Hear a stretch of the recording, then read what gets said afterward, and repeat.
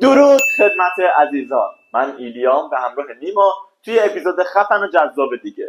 توی این اپیزود یه فلش بک داریم به کارهای قبلی که حالا نیما براتون توضیح میده.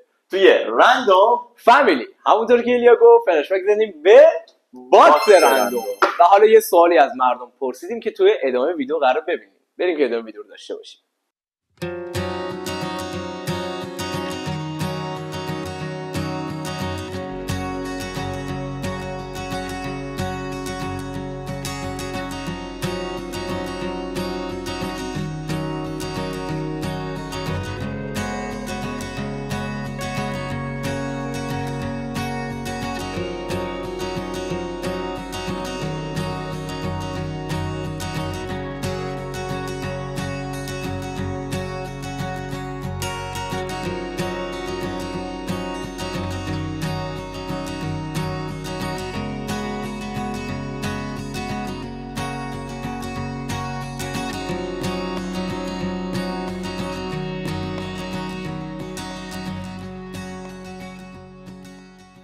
خب دوستان بریم برای ادامه ویدیو. سوالی که این سری از مردم پرسیدیم اینه: زندگی شما چه قشنگیایی داره؟ و بریم ببینیم که مردم برای ما چی نوشتن. همونطور که ایلیا گفت ببینیم که جواب مردم چیه. یکی نوشته که بیسکویت، اسم گربهشه. من خب حالا گربه دارم، واقعا میتونه زندگیو قشنگ کنه. اسم گربه از تنهایی در میاره. پیکو. خب چه خط خفنی داره.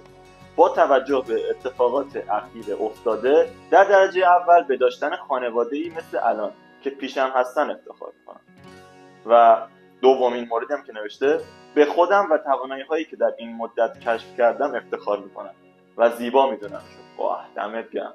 خیلی قشنگه این که فهمیده اینا قشنگی زندگیشن. باریکلا.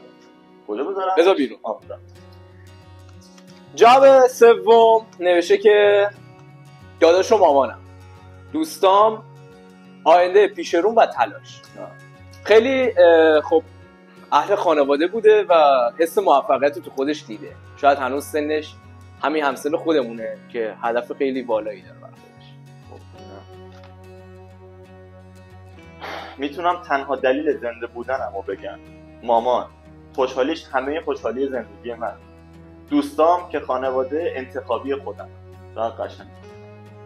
مامان واقعا خب مادر یکی از اصلی ترین و قشنگ ترین دلیل زندگی ما. پایه ستونه. دمش گرم که اینو نوشته. خیلی دوست داشتم. جواب بعدی نوشته که من طراح گرافیکم، وقتی خروجی کارامو میبینم خوشحال میشم. آره خب تو وقتی نتیجه کاریو میبینی از طرف خودت باشه واقعا جذابیت داره. خیلی بی‌نظیر. دیدن خانوادم، خاطراتی که از پدر بزرگم با دیدن پنجره‌های رنگی دارم. میدونی دید جالبی به خاطراتش با پدر بزرگش داشته و اینکه دیدن خانواده هم میتونه قشنگ دونسته. آفرین. کلا خانواده، این که اشاره میکنم به خانواده منو خوشحال میکنه. آره. باریکلا. جواب بعدی داشتن خونه دانشجویی و دوستای خوب. این فرد حالا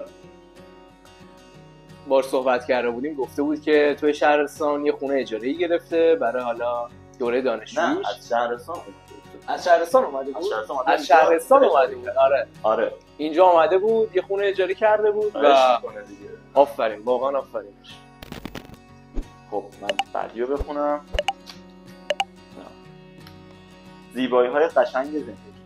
دو آدمی که هنوز کنارم هستن با تمام سختی‌ها و تمام مشکلات. یکی از چیزاییه که برام باقی می‌مونه. شاید یکی دیگه هم این باشه که هنوز میتونم مقاومت کنم در برابر مشکلات و جا نمیزنم. با عشق برای بچه‌های رندوم فامیلی، آقا رادین مقدم. چقدر این آدم فهمم. آقا از همین جای بوس به شما میفرستم. ما خیلی صحبت زیادی داشتیم. خیلی آدم واقعا فرد جالب بود و دوستش داشتیم. خیلی در مورد حالا توش میدیدی که استمرار داره، مقاومت داره در برابر مشکلات. آدم کلا خفنی بود. واقعا کلا خفنی. ان شاءالله هر جا هستی موفق باشی. خب جواب بعدی قشنگی به نظر من اینه که صبح بیدار شم و بتونم طلوع آفتاب که روی دریا افتاده رو ببینم و میتونم هر روز غروب خورشید رو از نزدیک ببینم توی آرامش، نه هر جا مرز شهر. دنبال آرامش. آره دنبال آرامشه که کلا از شهر بزنه بیرون، یا مثلا توی روستایی یا مثلا سمت شمالی طبیعت. آخری هم بخونم کلاس تئاتر و اینکه خوشی و قشنگی زندگیش کلاس تئاترش خیلی خوبه و امیدوارم که بیشترم بشه این قشنگیش، فقط منتهی به این کلاس تئاترش نباشه. بالاخره هر کسی زیبایی رو توی یک کلمه می‌بینه، توی چند تا جمله می‌بینه، توی خانواده‌اش می‌بینه، توی کارش می‌بینه. خیلی جالب بود که همه اینا در بر گرفته شد، مردم نوشته بودن. دوست داریم که جواب شما رو هم بدونیم و ایلیا من از خودت میخوام بپرسم زیبایی زندگی برای تو چیه؟ خواهده خود فکر کنم. خب بخوام خیلی جامع و کلی بگم، اول خانواده، داشتن خانواده واقعا که قشنگ‌ترین چیزاست و همیشه یادم میمونه این و بهش افتخار میکنم، چون واقعا هر کسی که قدردان خانوادهش باشه از درونش هم راضی. جدا از خانواده رفیقای خوبم مثل خودت میدونی تو از بچه‌های دانشگاه و جدا از اون پرنده کلا داشتن حیوان خونگی باعث میشه عشق بیشتر شه. و این که میدونم یه آینده‌ای دارم و میخوام بهش برسم. مثلا یکی از بچه‌ها بود گفت آینده پیش رو من میتونم قشنگی زندگیمو اینو ببینم. حالا من پرسیدی، منم از تو میپرسم. ببین هودم میتونم بهت بگم که منم جوابم با تو میتونه یکسان باشه، یعنی داشتن خانواده بسیار عالی و همچنین یه دانشگاه بسیار خوب، چون افرادی که توشن خیلی باشون میشه سازگار شد و دوستشون دارم و همچنین رفیقای فوق‌العاده، افراد نزدیک فوق‌العاده، حتی همین گربم و همچنین چیزایی که پیش رومو میدونم قراره یه روزی بهشون برسم.